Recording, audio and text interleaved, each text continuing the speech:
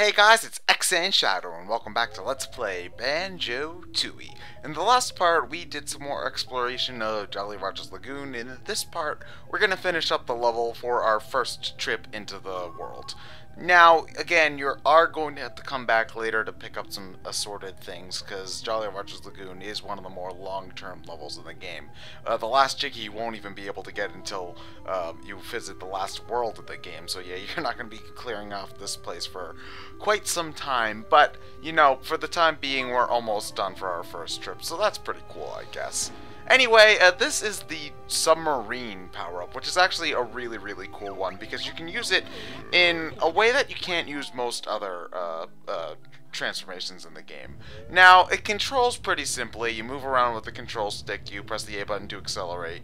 If you press the B button, you get this sonar attack, which pretty much which does a short-range burst in a general radius around you, and while it's not really useful for attacking enemies reliably, if something's coming from behind you, that's pretty cool, I guess. Anyway, however, the most awesome part about the submarine, and the part that I love the most about it, is the torpedoes. You can shoot an unlimited amount of these things, and they're awesome! Basically, imagine having grenade eggs, only they shoot faster than grenade eggs, they have a rapid fire rate than grenade eggs, and also, yeah, unlimited ammo. They kick ass, and it's one of the reasons why the submarine is one of my favorite power-ups in the game, because you can just annihilate everything. Look at these landmines. They're all like, yeah, I'm floating here. No, boom, boom, boom. They all blow up in a satisfying, crunchy explosion of awesomeness. Yeah, I love the submarine power-up. Now, it's not as invincible as the van is, because the van didn't have a health bar, it could not be hurt, and the submarine can take damage, but the submarine is just a wrecking ball of destruction. The van could run through things, but the van couldn't explodinate them. No, it certainly couldn't. It's just so satisfying to blow shit up with the submarine, to the point where I just love firing at random enemies, or especially doing that landmine minigame. That it's just, oh, so good.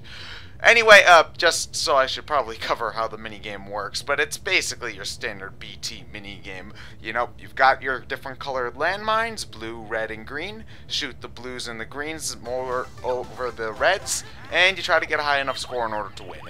That's basically how every other minigame in the game worked, although instead of shooting it, sometimes it's collecting the blues and greens, sometimes it's jumping through blues and greens. You know, it's just focus on blues and greens. They're the most important part. Anyway, I love playing as a submarine, not just because of what it can do, but also because it's really fun to glitch it.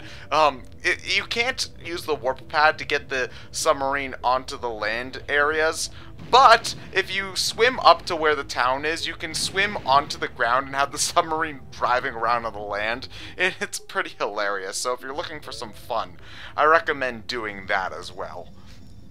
Anyway, we found Davy Jones's locker, which is a lot more literal than metaphorical in this case.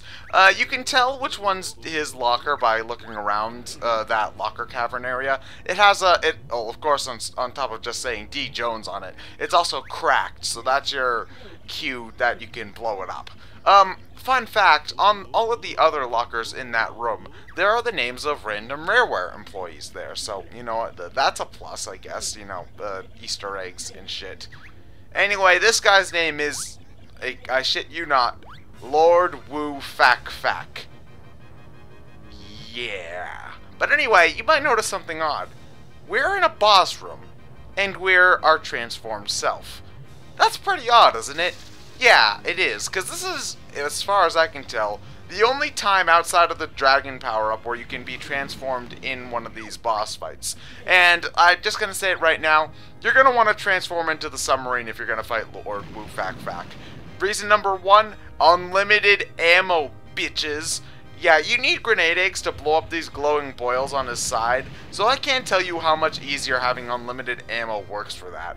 You don't have to deal with aiming and how he moves around all the time. No, you can just sort of rapid fire, aim in the general direction, and eventually he'll get a shot on him pretty good enough.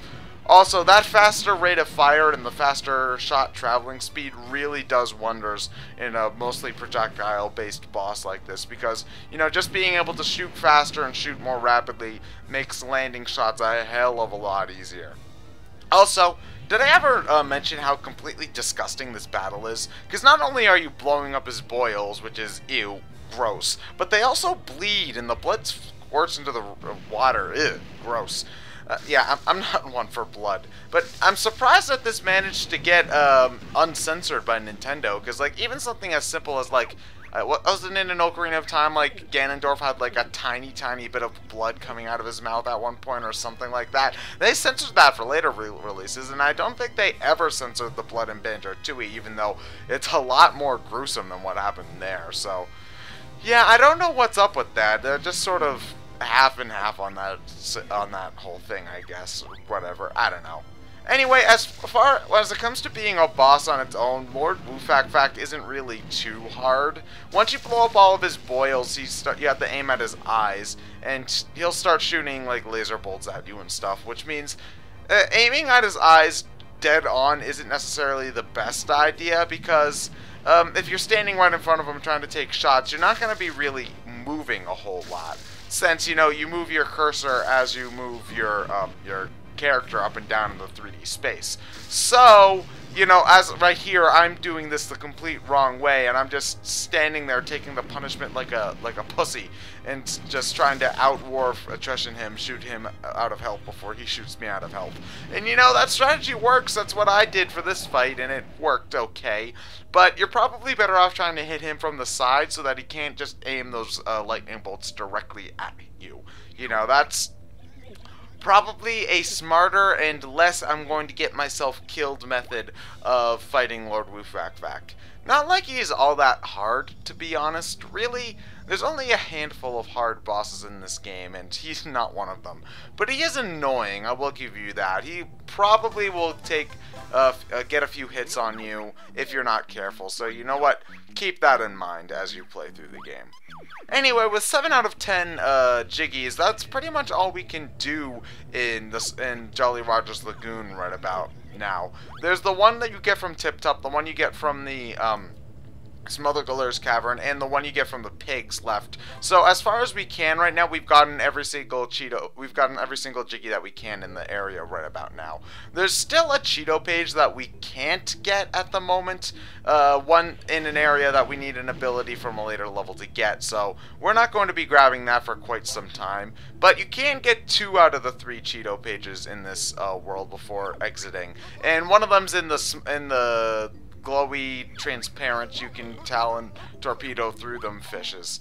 And that's, and I missed that the first time I was going through, so I had to search for it, which is part of why I think they're sort of annoying, because it's just like, okay, where's that Cheeto page I missed? Crap, it's in one of those fishes. That means I'm going to have to search through the entire level all over again. It's just one of those sort of things.